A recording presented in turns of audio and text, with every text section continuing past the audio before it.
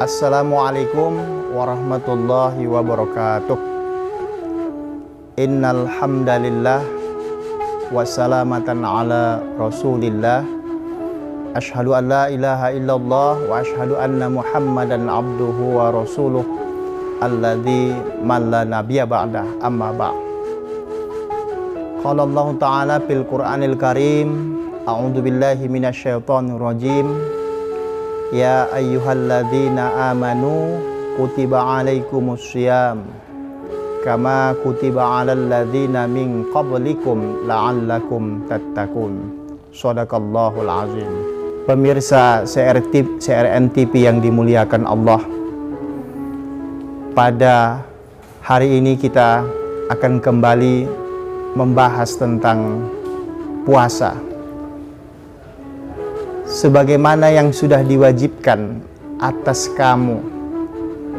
Jadi ada kata-kata min qablikum di situ.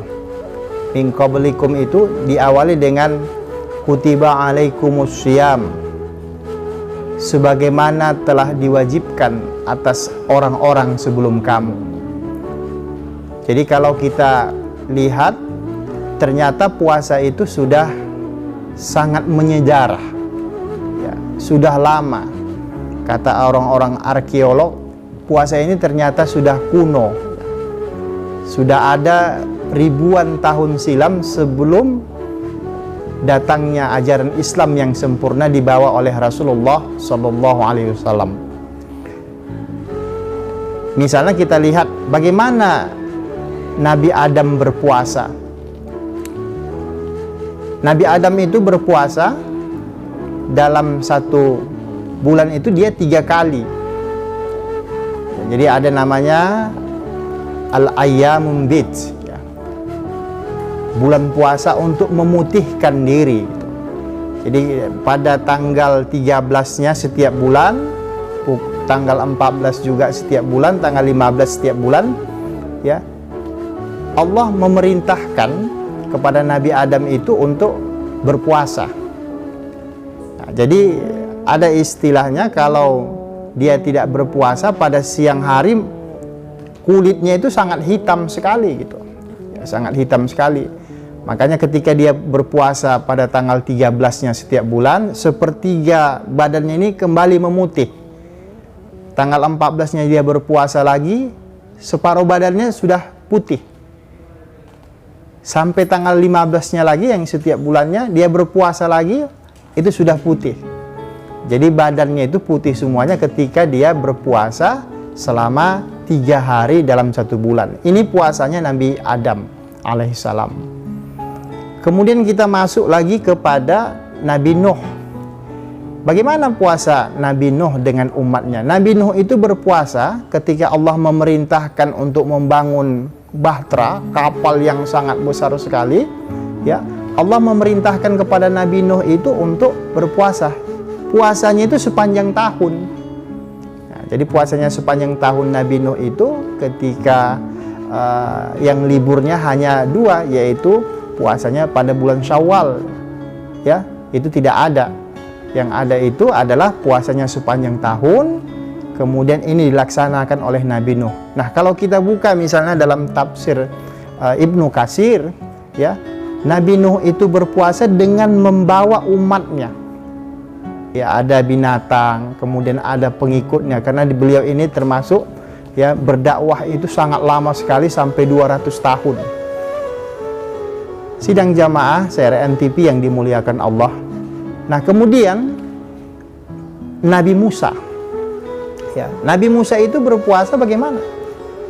Nabi Musa itu berpuasa ketika Allah memerintahkan kepada beliau, puasanya itu sampai 40 hari 40 malam. Nah, jadi 40 hari 40 malam itu setiap bulannya selama 30 hari dia berpuasa full, kemudian berbuka, lanjut lagi 10 hari lagi berpuasa. Artinya berpuasa Nabi Nuh itu dengan umatnya itu sampai 40 hari. Kemudian kalau ini kita ikuti jamaah sekalian, ini sangat memberatkan. Bahkan kita tidak bisa menahan lapar dan kita bisa meninggal dunia. Kita tidak bisa juga menahan haus dan kita bisa meninggal dunia juga. Maka inilah di masa Nabi Musa itu, ya, dengan umatnya, beliau diperintahkan oleh Allah untuk berpuasa 40 hari 40 malam. Bagaimana dengan Nabi Sulaiman misalnya? Nabi Sulaiman itu juga diperintahkan oleh Allah untuk berpuasa.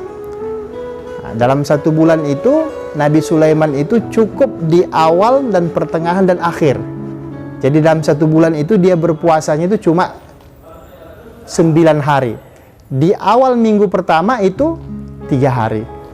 Pertengahan itu 3 hari. Kemudian di akhir bulan itu 3 hari. Berarti kalau kita jumlahkan puasa Nabi Sulaiman itu setiap bulannya ada 9 hari. Nah, ini berbeda. Bagaimana dengan Nabi Yusuf misalnya? Nabi Yusuf alaihissalam ketika dia di penjara itu dia juga berpuasa. Diperintahkan oleh Allah dan untuk menahan nafsu beliau. Kemudian Nabi Ibrahim alaihissalam. Jadi Nabi Ibrahim alaihissalam itu juga berpuasa. Ketika Raja Namrud mau membakar badan beliau, badan Nabi Ibrahim itu, dan dilemparkan ke api unggun yang sangat besar sekali. Kemudian Allah memerintahkan kepada Nabi Ibrahim untuk berpuasa selama beliau dibakar sampai habis, ya, dia tetap berpuasa. Nah, sidang jamaah CRN TV yang dimuliakan Allah. Bagaimana juga dengan Nabi Daud alaihissalam? Ya, Nabi Daud alaihissalam itu berpuasanya kelangnya 1 hari 1 hari. 1 hari berpuasa, lusa besoknya dia berbuka. Kemudian begitu dan seterusnya itu sepanjang tahun. Sepanjang tahun. Nah, ini dilakukan oleh Nabi Daud alaihissalam, ya. Bahkan ini pernah dianjurkan oleh Nabi kita Muhammad sallallahu alaihi wasallam. Ya. Dianjurkan, bukan ditujukan kepada Nabi Muhammad, tapi kalau Nabi Muhammad melakukan ini nanti seakan-akan, ya, puasanya Nabi Daud ini menjadi wajib. Makanya Nabi Muhammad SAW hanya menyarankan kepada sahabat-sahabatnya. Maka sampai sekarang tradisi puasa Nabi Daud itu tetap dijalankan oleh umatnya Nabi Muhammad SAW sampai hari ini. Nah, bagaimana dengan Nabi Isa? Ya, Nabi Isa alaihissalam itu berpuasa, ya, ketika dia memproklamirkan diri sebagai nabi. Tapi umatnya ini sebahagian yang memberontak, itu marah, tapi dia tetap menjalankan puasanya. Puasanya itu dalam 1 bulan itu hanya 3 hari.